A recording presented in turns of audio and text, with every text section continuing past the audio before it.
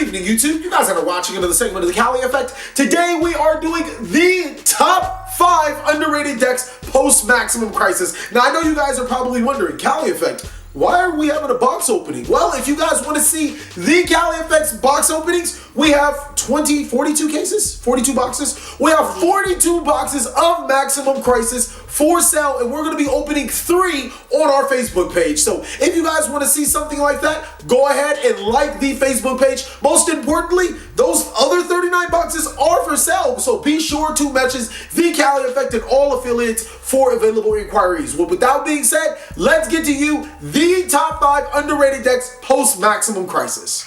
So, number 5 is after listening to Kendrick Lamar's album, they have a comparison, because I was like, damn. Then I was like, damn. And unfortunately, I wasn't like, damn. Because Lyricals are a very, very fun deck to play, but you can't, compare it to Kendrick Lamar's album. His album is God. If you haven't heard damn, then man, you missing out. Lyrical is an extremely good level 1 concept that makes some awesome rank 1 Exceed monsters to your side of the board. It abuses cards like Kinko Bio and all of the lyrical monsters that search each other or special summon each other from the graveyard, or even attach each other from the graveyard as Exceed material to your lyrical monsters. It also has a really strong fusion monster that can inflict burn damage and be, unaffected by opponent's other card effects. This deck is nothing less of amazing. It spams a lot of monsters just out of control. Number 4 on this list.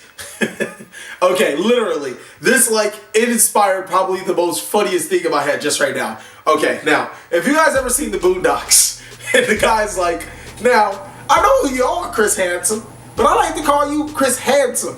See, I wants you, and I likes you. Now, we can do this the easy way or the hard way. The choice is yours. Now, if you guys understand anything from that episode of the Boondocks, you know exactly what I'm talking about.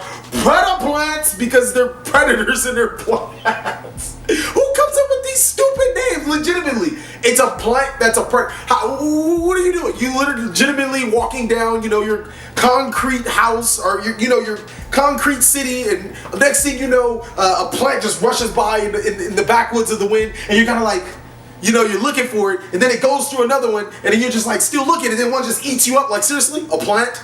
You're gonna name a plant? I call them pedophile plants for a reason. This deck is predicated, get it? Predicated, predator plant, on fusion summoning, and pretty much that's it. I mean, it can Exceed summon. You probably could synchro summon. Actually, you can do that really well with cards like Glow Bulb. But fusion summoning is the bread and butter of this deck, and I tell you what, it does it extremely well. On top of its extreme capabilities of fusion summoning, it allows you to Exceed summon into some awesome cards as well, and like I said, synchro summon. But the most important part is that it has a boss monster inside of Starving Venom, and all of the Predator Plant fusions, which are nothing to scuff at. These cards are extremely awesome, and I would be on the lookout for them. Number 3 is the deck that won Scrub Olympics in 2014. It's been a long time. We really needed the Scrub Olympics. It's won Scrub Olympics in 2014. And when it won, I was like, I ain't playing this shit. This shit's trash. It's the reason why I run Scrub Olympics. Well, plot twist, 3 years or 2 years or however many years later, this deck comes back packing with action. We're talking about Zephras. And for people that have not seen the How to Play Zephras or the build breakdown of Zephras, you guys are missing out.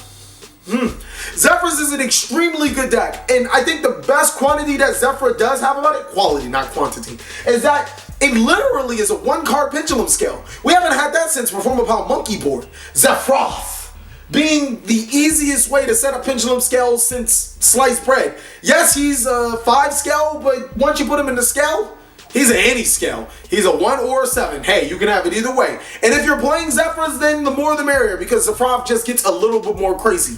Next thing is that this deck has a lot of versatility. You can play it in almost any deck. There's Infernity Zephras, there's Yang Zing Zephras, there's Zephras. There's a lot of Zephra decks out there. The next most important thing about Zephras is that it searches the living daylights out of itself. You have one monster that searches one spell that can search any card, that searches another monster, that searches another trap, that searches another spell that can activate in its hand. This deck is really good. I mean, you guys don't even understand what I'm saying, but just understand that this deck's good, okay? Like, good. Like, my left stroke just went spiral. Okay, that's not how the song goes, but okay, let's take a moment to appreciate Kendrick Lamar's damn album. Now, if this album wasn't so fucking good, you guys would think this is a paid advertisement. But no, I don't get paid for this. It's a really good album. But number 2 on this list is Spirals. Guys, didn't ever think that a TCG exclusive would get this high, would you? Spirals are an extremely good deck. Mainly because the OCG doesn't have them. And anything that the OCG doesn't have, they can go fuck themselves because we got it first. How do you feel about that? Spirals is really good at summoning a bunch of monsters, destroying your opponent's board, and it combos with Zoo ever so perfectly. Like, it's almost nasty how good Spiral Zoo is. The most important thing is that they just got a new batch of the support inside of Maximum Crisis. So their ceiling just got a lot higher for them to be able to play Yu-Gi-Oh! We might even start seeing more pure Spiral builds, which means Spiral Super Agent might finally go up. Let's go, Spiral Super Agent, let's go. So, hold up, this is literally just, alright, look. You guys know I have the cheapest cards online, right? Like, advertisement in this, like, seriously. But you guys know if I have the cheapest cards, I have the cheapest boxes, right? Just making sure we're following each other. Because there's a lot of people that are slow to this. So I gotta make sure we are face to face when you buy my fucking boxes. Number 1 on this list.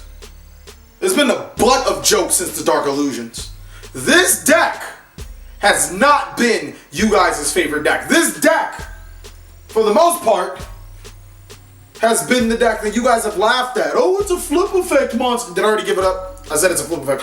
The deck is Subterrors. In case you guys didn't know, and in case you guys were sleeping, Subterrors just got some sauce. And when I mean sauce, like Konami finally was cooking, and they finally came up with this Subterror deck that just became Ultimate Super Hot Flame Fire. And if you guys don't believe that it's Ultimate Hot Super Flame Fire, look at the strategies before it. I put Spirals at 2. Okay? Either I'm cuckoo or I'm good.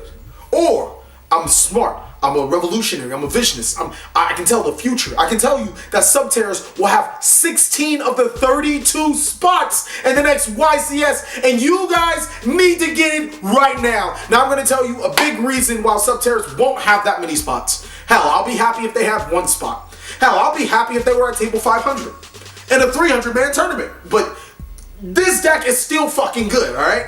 Look, you got flip effects, right? And they suck. And they flip face down and they flip face up. You guys think they're inherently stupid, and they're bad. And you got Ghost Dash, which prevents a lot of effects. I know, look, let these two formulate right now. Keep up with me, guys. Keep up with me, guys. Think about it. Flip effects suck. Ghost Dash stops stuff. But when you have a card called Subterror Fiendish that stops, you know, Ghost Dash and flips your Subterrors,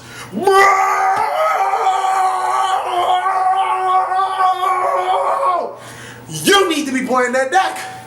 This deck is good. Ain't nothing else to it. I mean, it doesn't really need the XC, so it isn't hindered by D-Barrier. It doesn't really need to do any of the extra deck stuff. I mean, it has ultimate interaction when your opponent's turn through Prediction Princess Tawatri. There's so many builds of it. And like, seriously, you guys should have picked this shit up before it hits the fan. I'm telling you, table 500, here we come. Thank you guys so much for watching another segment of the TheCaliEffect. I want to see your top 5 underrated decks for Maximum Crisis down below in the description. Most importantly, I want you guys to give this a thumbs up if you enjoyed the video and also share it with a friend. Please like, comment, subscribe, but most of all, enjoy.